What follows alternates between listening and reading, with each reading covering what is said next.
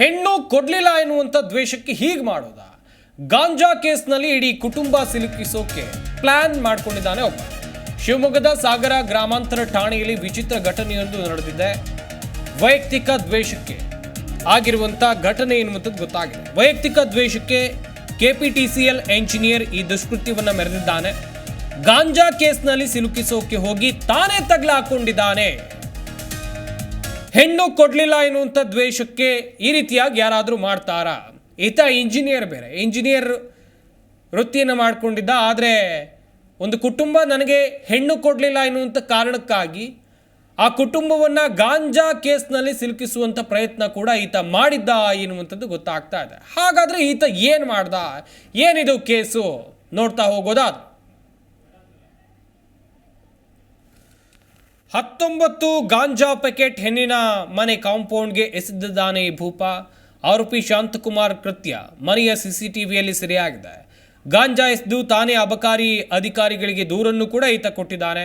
ಮನೆ ಹಿಂಬದಿ ಸ್ವಚ್ಛಗೊಳಿಸುವಾಗ ಗಾಂಜಾ ಪ್ಯಾಕೆಟ್ಗಳು ಕಣ್ಣಿಗೆ ಬಿದ್ದಿವೆ. ಸಿಸಿಟಿವಿಯನ್ನು ನೋಡಿದಾಗ ಖತರ್ನಾಕ್ ಶಾಂತಕುಮಾರ್ ಕಳ್ಳಾಟ ಬೆಳಕಿಗೆ ಬಂದಿದೆ.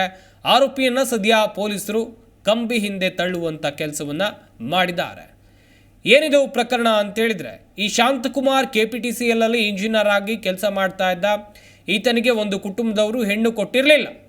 ಹೀಗಾಗಿ ಇದೇ ದ್ವೇಷದಿಂದ ಈತ ಏನು ಮಾಡ್ದ ಅಂತೇಳಿದರೆ, ಗಾಂಜಾ ಪ್ಯಾಕೆಟ್ಗಳನ್ನು ತಗೊಂಡು ಹೋಗಿ ಆ ಹುಡುಗಿಯ ಮನೆಯ ಕಾಂಪೌಂಡ್ ಒಳಗೆ ಬಿಸಾಕಿದ್ದಾನೆ. ತಾನೇ ಅಬಕಾರಿ ಅಧಿಕಾರಿಗಳಿಗೆ ದೂರನ್ನು ಕೊಡ್ತಾನೆ.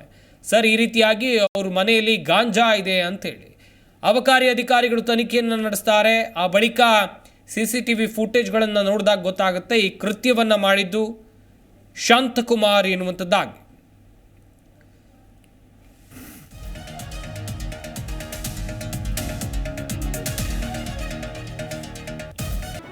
ಜಿ ಕನ್ನಡ ನ್ಯೂಸ್ ಈಗ ನಿಮ್ಮ ಮನೆಯಲ್ಲೇ ನೋಡಿ. ಎಲ್ಲ ಕೇಬಲ್ಗಳಲ್ಲಿ ಈಗ ಲಭ್ಯ.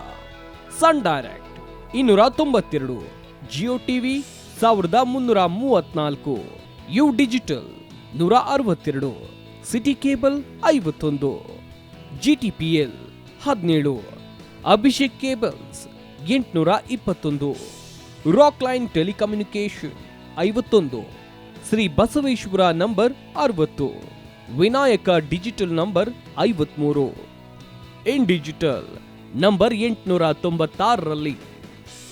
ನಿಮ್ಮಿಸ್ತದ ಜಿ ಕನ್ನಡ ನ್ಯೂಸ್ ನೋಡಿ ಆನಂದಿಸಿ.